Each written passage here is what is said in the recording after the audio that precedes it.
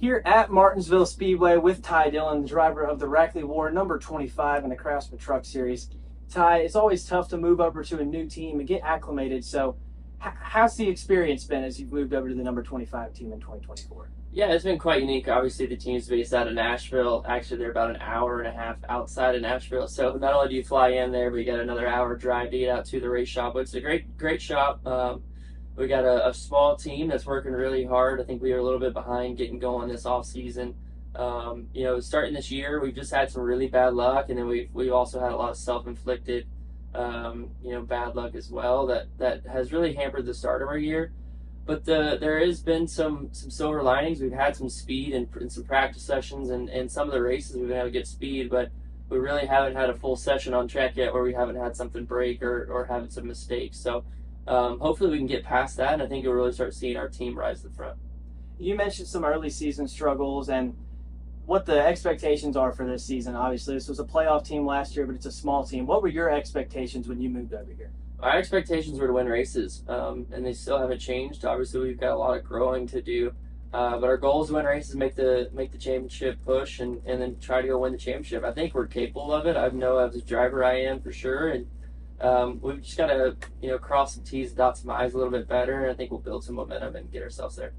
So when you have a tough start of the season, it's easy to get in your own head, get in the way of yourself sometimes. But to put together a great run at COTA last weekend, your best finish of the season, 11th.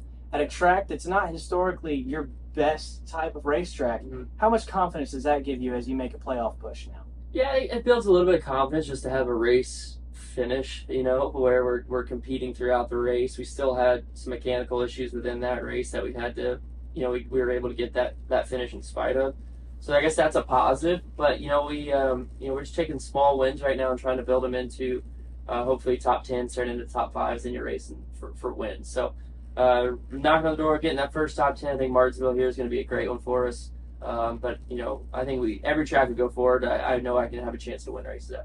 You mentioned Martinsville, obviously, where you're racing tonight, so we'll move into that. You have a pretty good track record here, 2 top 5s in the Truck Series previously. How do you feel about your chances tonight? I feel really good. Obviously, I probably have more laps than most of the field here running all the cup races that I've ran, but it's been a long time since I've raced a truck around here. So there'll be a little bit of adjustment period, I'm sure, in practice, just getting used to the difference in the car and the truck.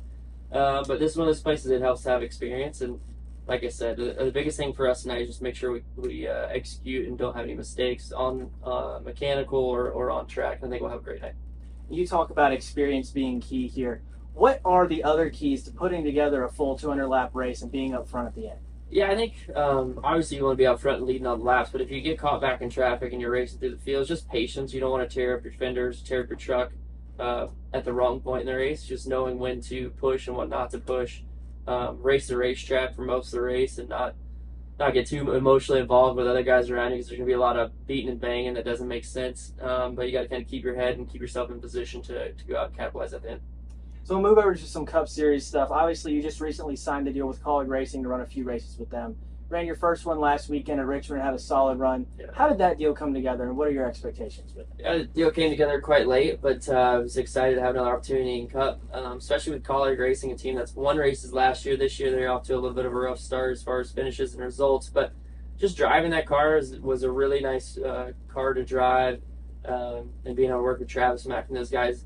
Our result really wasn't what we wanted, but we ran really strong in that race. We drove up to 21st at a point, especially starting in the back. I think the qualifying metric in Cup is so tough right now if you're behind in points to really get a good starting spot. But we were able to battle pretty good. We had one mistake on pit road. Just couldn't get out of the stall good enough behind Ricky Stenhouse. And that set our night back. But overall, I think we were all pretty happy with the speed that we had in the car, and just looking forward to building momentum off that going into my next one at Texas. So obviously kind of coinciding with running the Cup outside of your Truck Series commitments here.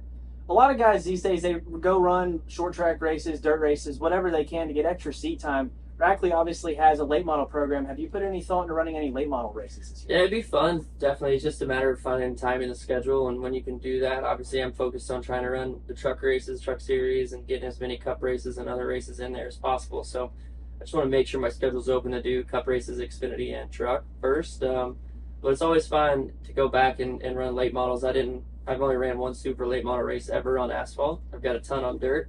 But they're fun cars to drive, and I know the Rackley WAR late model program is top notch, probably the best in the country. So it'd be fun to go drive. Last question. Obviously, it's early in the season, but silly season never really stops in NASCAR. Have you started talking to anybody about your plans for next year, maybe staying here or another Cup ride? Not really. It's really early in the season. I've just had so much going the last couple of years, and just kind of know when to worry about that and not. I think you can get to worry about what you're going to be doing next, and really just forget about where you are now. So kind of worry about where my feet are planted now, and focus on trying to get this truck team going and battling for race wins and championships. And we'll get to that next step eventually in the future. Trenton Worsham with Frontstretch.com. Come back for more great racing videos. And if you like us, don't forget to hit the subscribe button.